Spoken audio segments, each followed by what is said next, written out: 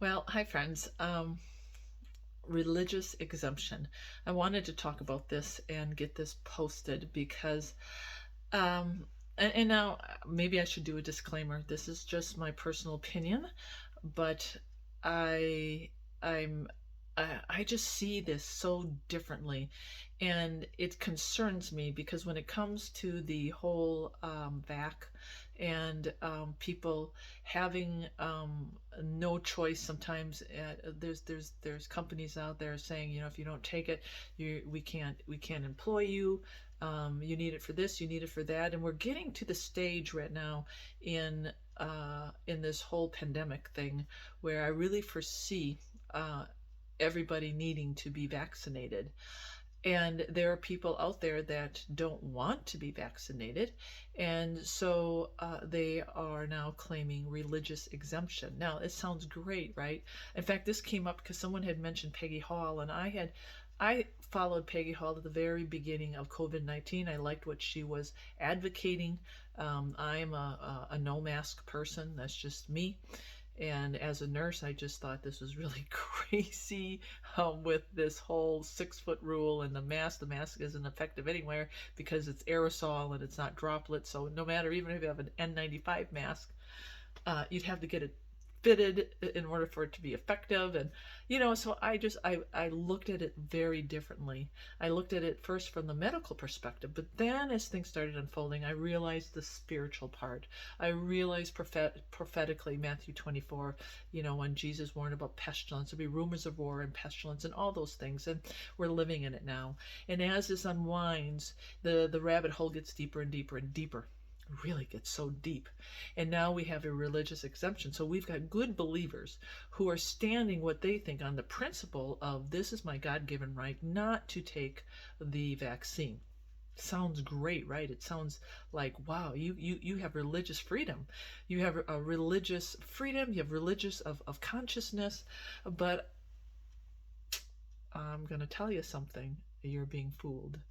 And I really believe you're being fooled because think about this. There is an agenda out there.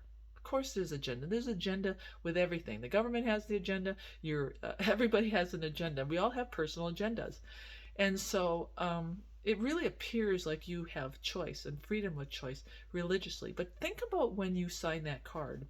Think about when you put all your information on that card and you are claiming religious exemption. What does that do? It takes your information and now it is in the possession of whoever's going to take it, and they are going to categorize that, put you away in a database, and you are going to be a dissident, a rejecter of the vaccine on grounds of religion. And you don't think sooner or later they're not going to use that against you? This is a faith-based battle.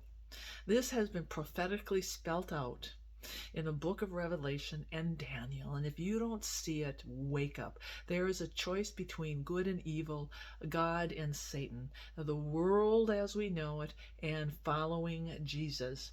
And when you sign up for religious exemption, you are putting a bullseye on your back. You really think you're doing something by protecting your rights and you stand on the grounds of religion? No, they are taking your information. They're going to file it away to use it against you later on, because it's going to come down to a between God and Satan. And how do you think they're going to do that? It's going to be on the premise of religion, of your faith.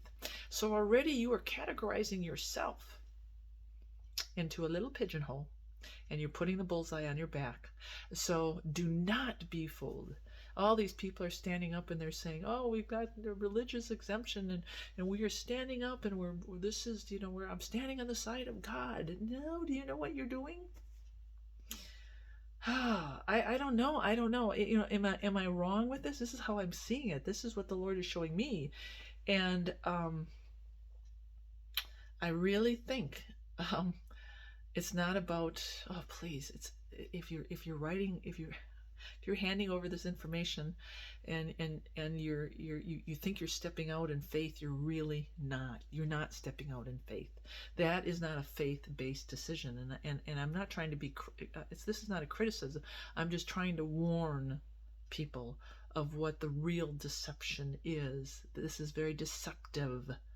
This is not going to help you in the future. How do you think they're going to separate the religious faith-based people from the world? How do you think the mark of the beast and the seal of God is going to play out? Because we're going to be either sealed by God or we're going to have the mark of the beast. How do you think that's going to play out? It's going to play out sooner or later. So, yeah, I get when I hear when people are filling out those forms, I'm just like, it's like with the Jewish people, it'd be like the Nazis saying, we're going to give you a Jewish exemption. If you are a Jew, we're going to give you an exemption. Okay? So you can get food and you can do all your stuff, and we understand that you're Jewish, so we're going to have you fill out this card. Really? You're like, really? Because that's what's happening. And you don't think the Nazis would have taken that information and used it sooner or later against the Jews to see who was Jewish and who isn't? Don't take the exemption. If you're going to stand in the ground of God, you need to trust Him with this.